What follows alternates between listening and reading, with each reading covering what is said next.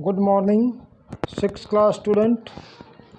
आदर्श senior secondary school Khaisargarh की online class में आपका स्वागत है।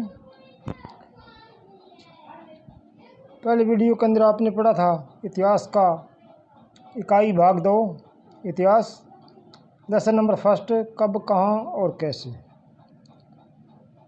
इसकी आपको 2 वीडियो डाल दी थी। आज इसकी वीडियो के अंदर हम इसका ब भाग के क्वेश्चन करेंगे। तो ब भाग के अंदर पहला प्रश्न करते हैं हम। पेज नंबर 61 पे है। पूर्व इतिहास और इतिहास क्या होता है। पहला आता है पूर्व इतिहास। यह वह समय था जब लेखन कला का ज्ञान नहीं था।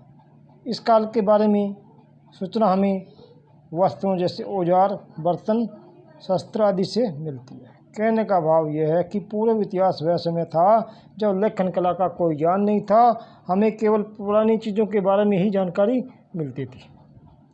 नंबर 2 इतिहास। इतिहास वह समय काल है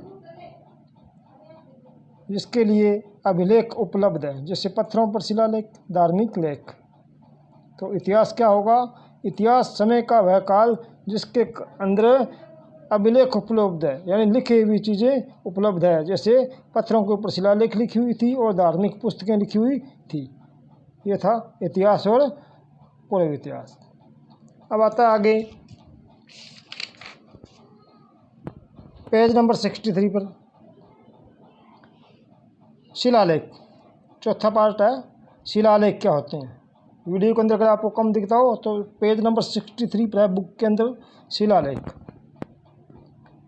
शिलालेख लिखित अभिलेख ताम्रपत्रों, मिट्टी व लकड़ी की पट्टियाँ व कई कई बड़ी चट्टानों, स्तंभों व मंदिरों की दीवारों पर खोदे गए थे। ये शिलालेख कहलाते थे। कहने का अर्थ है कि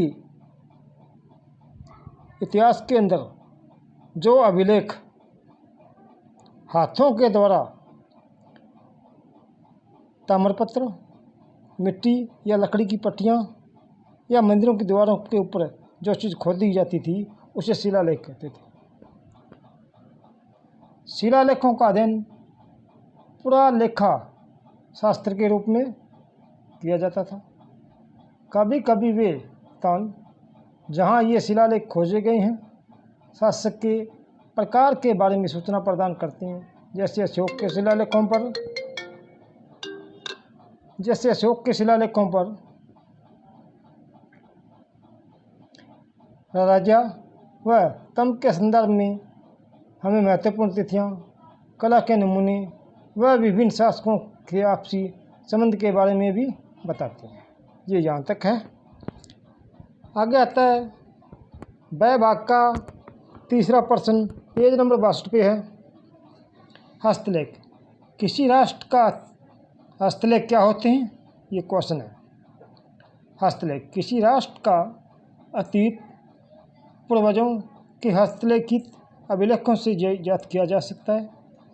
ये प्राचीन अभिलेख सूखे खजूर की पत्तियों पर, वृक्ष की छाल पर, भेड़ की खाल व लकड़ी की पट्टियों पर लिखे जाते थे। ये हस्तलेख कहलाते हैं। मनु एक लैटिन शब्द है जिसका अर्थ होता है स्क्रिप्ट, जो हमारा अर्थ होता है कि एक विशेष भाषा में लिखने की कला से। इन हस्तलेखों में प्रयुक्त की गई भाषाएं संस्कृत, पाली व प्राकृत। दक्षिण भारत में तमिल व तेलुगु प्रयोग की जाती थी। तो ये आपको यहाँ तक करना है।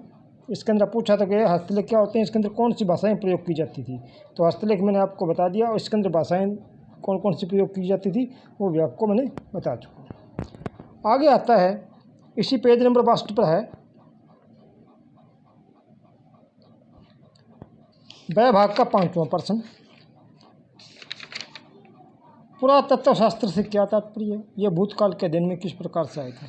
ये मैंने आप पर लिख के दिया कि पुरातत्व शास्त्र पेज नंबर 62 के ऊपर लिखा हुआ है, मैंने लिख के दिया आपको। इसके अंदर देखो आप कि पुरातत्व शास्त्र अतीत का अध्ययन है जो व्यक्ति अपने पीछे छोड़ गए हैं, जैसे कि वस्तुएं व इमारतें। अक्सर अवशेषों को दबाकर या डुबा दिया जाता था। वह व्यक्ति जो इनका अध्ययन करता था पुरातत्वविद कहलाता था।